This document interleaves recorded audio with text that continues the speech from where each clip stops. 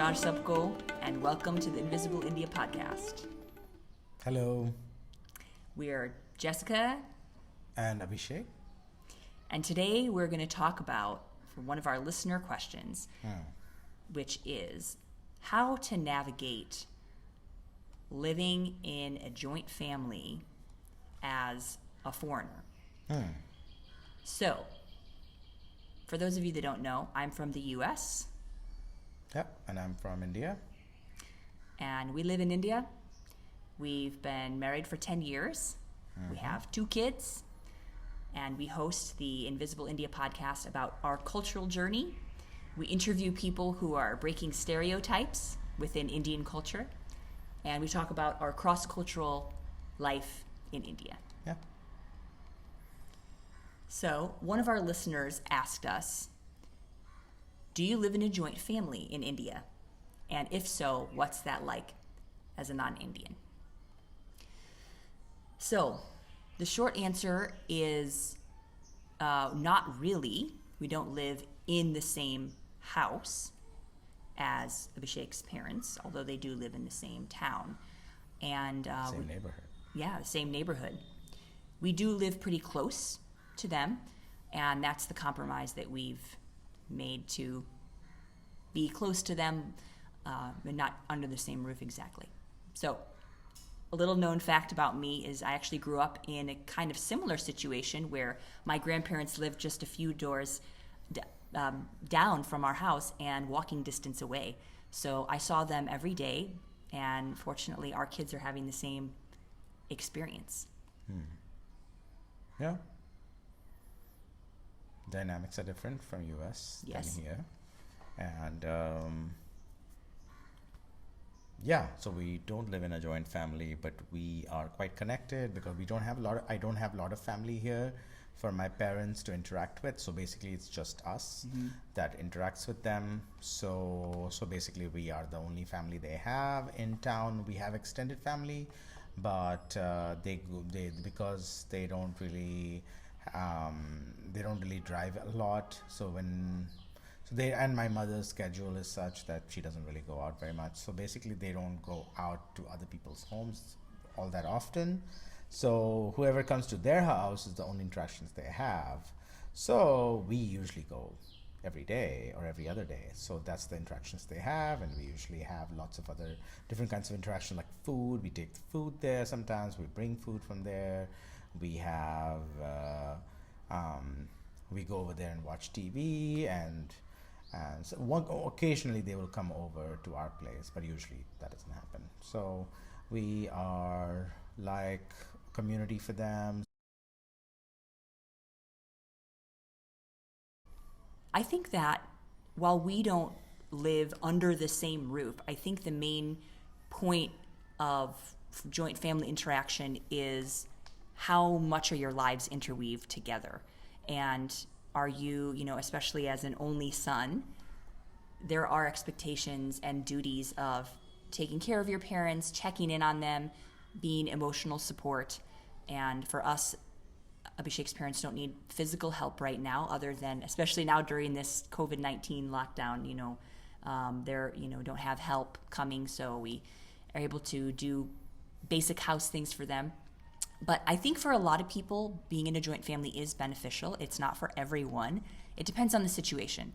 So I do see that it can be really tough for people when you're blending 2 cultures together. And for us, we've tried to build a third culture in our family, which is neither Indian nor American. So it's kind of this other thing. And sometimes that can be a challenge, and there can be pressures from both sides of trying to do things more Indian or trying to do things more American, and it can't always both be sides smooth. there are pressures. So, but we most of our people, mentors and coaches have told us to not do that, not do either American or Indian. Yeah. Go for a third blended culture. So yeah. Yeah, I think what's tough for a lot of people when their son with their daughter-in-law doesn't live with them is that, log kya kahenge? Like, what are people around us going to say? And, bahu saath mein nahi rehti hain. Yeah. But in an urban setting, that's getting less and less. Yeah. But in a rural setting, or when you are in a neighborhood where all your relatives are in each other's business, then that is much more relevant. But nowadays, like in cities, I don't think people care that much anymore. There will still be some pressure, or if you're in a family gatherings, there might be some talks like that. But or you may have those traditional relatives, that the bahu and the two brothers and their wives and their children all up growing up in the same home, and you might feel sort of, if you're from a traditional family, then you might feel a little bit jealous that my family doesn't live with me because my son is married to a foreign bahu and all of this, or from a, that would be the natural feelings that, oh, if he had married an Indian arranged marriage, proper conservative type of thing, that she would come and live with us and she would cook the food and she would do this, that, and the other thing. Whereas when you do something different, plus, it depends upon how much domestic help you have, who cooks your food. I mean, the kitchen is a big aspect of what joint family is about, but there are also like lots of positives. Sometimes, joint family from the Western point, or from even Indian point, like there's a lot of negatives of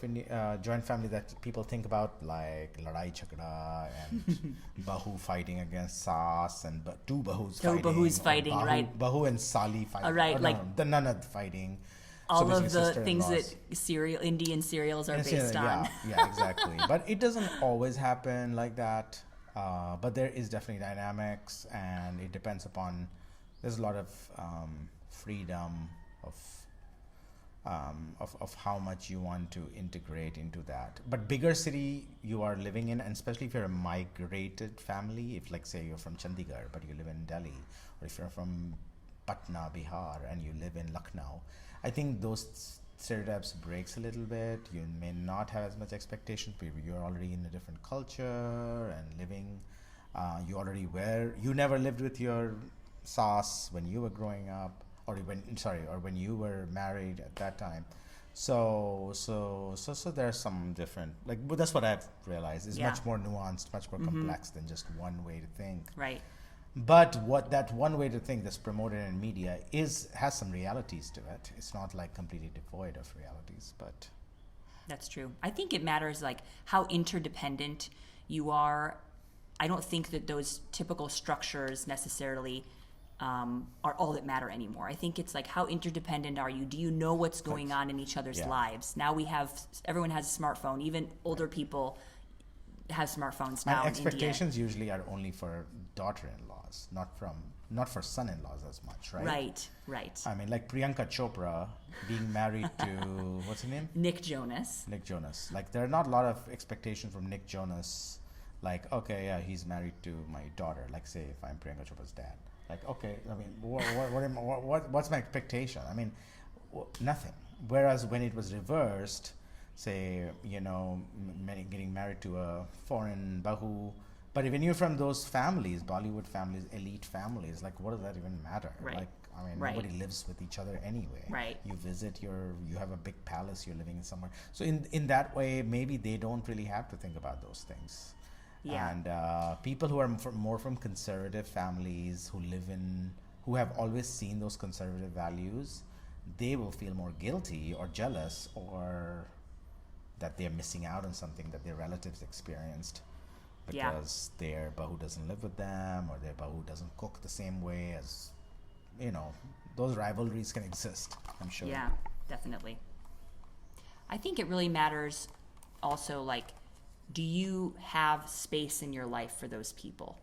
Whether you live together or whether you live apart, are you thinking about them? Are you in their daily lives? And especially, I think there's a difference between at least Western people and people in the way that a lot of Indians, South Asians, even Middle Easterners communicate is very indirectly. So if there's something wrong, a lot of times the people aren't going to tell you over the phone, like, oh, this happened, or this is, so-and-so is really sick. It's like you have to kind of ask more questions, and being there, living together, kind of mitigates that, having to dig in so much.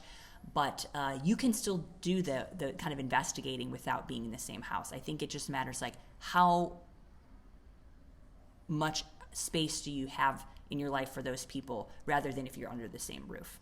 So that's what we think about the topic. I mean, there's a lot more to discuss, and I think that if you're getting married into an Indian family, it's really important to understand the life rhythms, the expectations that are there. Whether you're married to a younger son, older son. Very important to know where you fall in the hierarchy of the daughter-in-laws or son-in-law. If you're, but for daughter-in-laws, it's more important. Son-in-law not important. Right.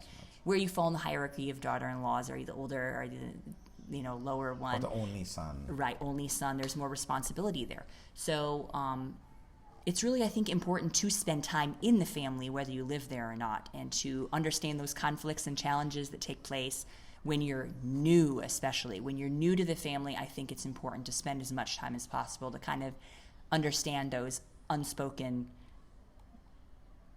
family dynamics. Yeah. Mm-hmm.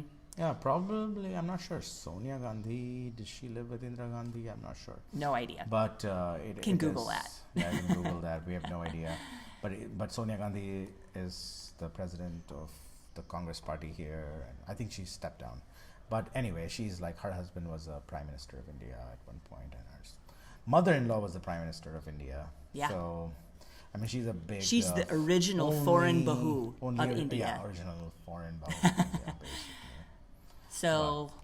So I think that's all for today. And if you have other questions or we want to know more of our opinions about joint family living as a foreigner, write us in the comments or write invisibleindiapodcast@gmail.com. Comment on our social media.